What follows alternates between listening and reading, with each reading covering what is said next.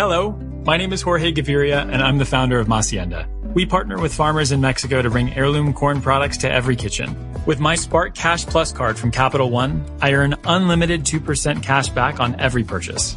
And it has no preset spending limit, which means my purchasing power adapts to my business needs. My Spark card helps me fulfill my mission of bringing masa to the masses. Capital One, what's in your wallet? Terms and conditions apply. Find out more at CapitalOne.com/SparkCashPlus. You're listening to Later with Mo Kelly on demand from KFI AM 640. KFI AM 640. It's Later with Mo Kelly. We're live everywhere on the iHeartRadio app. And joining me on this Tech Thursday is none other than our tech pundit. Do not call her a tech expert. Marsha Collier, good to see you. Hi, Mo. How you doing? I'm doing well. It's always good to see you because not only am I talking to you, I also learn something from you every single time you're here. Well, I learned something this week, and it strikes me as, how did I not know this was a thing? Have you ever been on a call with someone and said to yourself, now, if I could just get my wife on this call, then I could explain this better? Yes. Yeah, I know exactly what you mean. And make a conference call. Were you aware how easy that is? It seemingly is never easy for me. And I would like to think myself as phone literate. I will hang up on your ass in a heartbeat, unintentionally, of course, but trying to get that third call in. Okay. I picture this. I'm in a rabidly bad tech support situation. I have a friend who builds quantum computers and crap like that for the government. He has all the words. So I text him and I said, I'm on the phone. I got help. Can you help me? Sure. Put me in on the call. And I go, oops, how do you do that? Oops. And so I Google it real fast. And it was so easy. And I mean, for me, I've been using iPhones, Android phones forever. So I have to tell you, Mo, this is how easy it is. Okay. Change my life. Fix my life, Marsha Collier. Okay. You'd have to be on a call with somebody. Okay. And it's so easy. And okay, so you call. No, we're going to do this. All right. Let me see. Let me see if I can pull up Marsha Collier here. No. This is live radio. That's the best part of it. We're going to put Tuala on the call? Yes, that's exactly what we're going to do. And hopefully we'll do this correctly. I'm trying to call Marsha right now. Hopefully I'll be able to do it. We don't usually have good service in here. It's calling. All right. I'm calling Marsha Collier. It's not ringing on my end. We're 12 inches away from each other. I was going to say, I guess she doesn't want to pick up. She's screening my call live on radio and not picking up. But sorry, Mo, you're called in. No, it's a problem we have is only because in the studio, you're probably not getting reception. Yeah, and there's a lot of electronic. Oh, wait. Do I have more than one number on you? Maybe I just called the wrong number. Okay, let me try this number. Okay. Ring, ring, ring, ring. Got something. Okay. Hello, Mo. How you doing? All right, we are now connected. Let's see if we can dial in Tuala. Okay. Walk us through it. Look at your phone. Uh-huh. Tap the word more. More. Mm-hmm. Tap add call. Uh-huh. I'm adding a call, and I can dial Tuala, right? Right. Okay, I am dialing Tuala. It says conference call.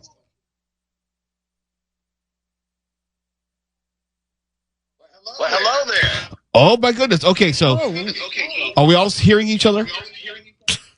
Tuala. I hear you. A lot of feedback. Okay. Okay, feedback, but like children. So, Tuala, you can hear Marsha, and you can hear me. Yeah, I hear. Okay. Oh, wow. That is easy. How easy. Thank you, Tuala. All right, get off my phone, Tuala. So it's only really hitting two buttons. How simple is that? I couldn't believe how easy it I was. thought I had to 4 or 5 different. Right. And I mean, I didn't even hear the call that was going on because I'm going, So I just hit the 3 buttons, more, add call, dial number or type in name, and it automatically conferences. There's nothing I have to do after that. Magic. Like I said at the beginning of the segment, I always learn something from Marsha Collier. But I just learned it this week. And, now on some of them, on other phones, you may have to tap the word merge. Some ad call, some, depends on the That's phone. what I remember, where there was an extra step. Yeah. Merging the call and you'd hear one person, but not the other person. And then you have to start all the way over. It was never easy. Now it's finally easy. Well, it was easy, but I'm sure, if it's another brand of phone or some other, then you'd have to, right after ad call, where Mo typed in Tuala's number, then when Tuala answered, you'd have to tap merge. And it may have that extra step, especially we're all Android in this particular moment. Right. But if it doesn't play nice with an iPhone. Well, the person that I called onto the tech call, help me. I have to yell at this guy and I don't know the right words. And he's an iPhone. It was that easy. Okay, that's good to know. It was shocking. So there you go. I usually do not do conference call because I'm always worried about dropping someone, or in previous years, it was much more complicated. Right. And from now on, to be perfectly honest, I'm going to use it more often because I hate that group texting nonsense. Sorry, folks, anybody who likes that. I don't like group text from a bunch of people. When I want to be talking to people, I want to be talking to people. When I don't want to be talking to people, I won't answer back. Now, for group text, I don't mind it, especially because I have an ongoing group text for like Tuala and some other nerds. We talk about things, we talk about movies, Mark Ronner and so forth, and Stefan. I don't mind it because I think for the most part in my group text, everyone is relatively respectful and not just filling up your phone with 3,500 texts. Now, There are some people who don't understand the social etiquette of it all, but I know, and most people you can have the singular person response. Right, exactly. Where it does go to everybody. And also they don't expect you to answer right away. That's another thing about texting. Sometimes I can't just answer. Sometimes I'm in the middle of writing or actually doing something. So I can't answer. And people have to understand that the answer is going to come in 15 minutes, maybe 20 minutes. Some people, or put it this way, the people who really know me, people who are friends with me, understand that, and I don't have to explain that to them. There are other people who may not know me as well and know me from a distance. I was telling Tuala about this, someone who I'd met at an event, and I gave my information to, and they wanted me to do some stuff with them, with their organization. And they were texting the hell out of me, sending me this and this. I said, and I just, after a certain point, I said, just email Tuala. Because they were not respecting the social etiquette of, you're texting me all the damn time. Well, there's also 2 different kinds of texters in these days. They are the one-liners, one-line text, send. Mm-hmm.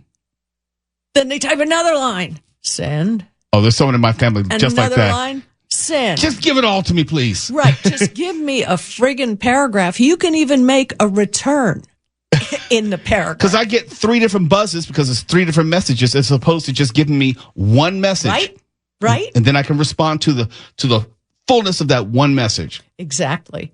And that person at the other end, if you're a one-liner, just think about how many times you've sent that one line and you go, oh no, that's not really what I thought. If you had sent a full paragraph, you could have edited it. Now, if you're not using the little microphone to dictate your texts, I think you're missing out on something. Oh, speech to text is a godsend. Oh, and for those of you who don't know, when you go to text someone or even write an email, I've started using it on emails. And this is not AI. We're going to talk about AI real quick and how much space it takes up on your phone. But it just, on Android products, this is in the cloud. It is not residing on your phone. In other words, you do not have extra stuff on your phone that gets eaten up. Just go to the typing page. You see the keypad. There's a little microphone on the right. Tap that, not the one that's a little higher up, because that's for sending a voice recording. The one below, just tap it, and everything you'll say, if you're not listening to the radio in the background, you kind of have to mute that, will pick up whatever you say and correct it and spell it right. My mother swears by it. That's the only way she texts me, speech to text. And I can tell because she tries to curse, and I know she did not say ducking. What kind of phone does your mom have? It's a Samsung Note. I don't know which one, but I'm pretty sure it's that. Well, okay, so each brand, Samsung Galaxy. Each brand of phone has their own thing. On the Pixel, I'll usually get the first letter, asterisk, asterisk, asterisk, asterisk. Yeah. I don't have any type of profanity filter on mine. I didn't put it on there. Anybody else here have a phone that has a profanity filter? It would cut the volume of my text roughly in half. We got to go to a quick break. We're going to come back with you. We can pick this up in just a moment. It's Later with Mo Kelly. My guest in studio is Marsha Collier as we talk about all things tech on this Thursday. You're listening to Later with Mo Kelly on demand from KFI AM 640. And it's Tech Thursday. And of course, that means Marsha Collier joins me in studio. Marsha, I learned something from you last segment, as I do each and every week. I learned how to successfully complete a 3-way call without dropping someone on the first try. I don't think that has ever happened in my tech life. What else do you have for me? We give you the real deal here. This tip is one of my favorites. By the way, you might remember my book, Android Smartphones for Seniors for Dummies, came out on December 5th. And even though Amazon had some sort of weird logistics issues with the inventory, it has been selling very well. So I wanted to give you one of the tips from the book so you can see the kind of magic like Mo and I talk about here. If you're a woman or if you're a guy and you hear a little thing go beep, beep, beep, and it's either on your person, in your pocket, in your wallet, in your purse. I mean, it can be anywhere. In my purse. Well, if it's a woman. Or no, it's 2025. Excuse me, folks. We can't make assumptions. Yes, there's man purses too. Anyway, this might indicate that you have on you a tracker. Yes. That somebody has placed on you.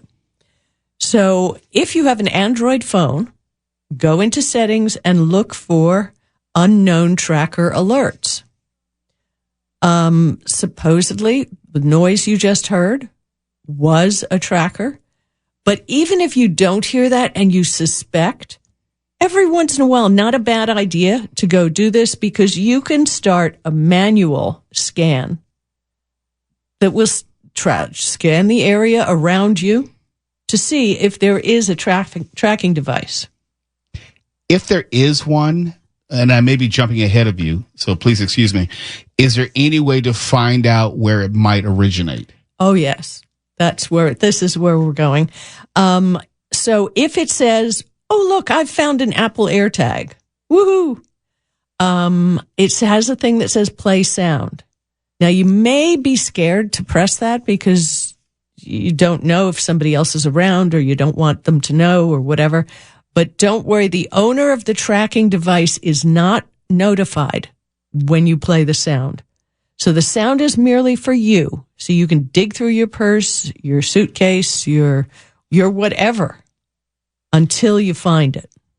Now, the best part, and this is magic. Nobody knows this, but I'm telling you now because I think it's so cool. I've tried it everywhere. If it's an AirTag, take the tag and put the white side of the tag on the back of your Android phone. And obviously, if you have a phone case, take it off. That it'll work better. And you will see the tag's serial number and the last few digits of the owner's phone number. Wow. Now, this should help you easily identify the owner.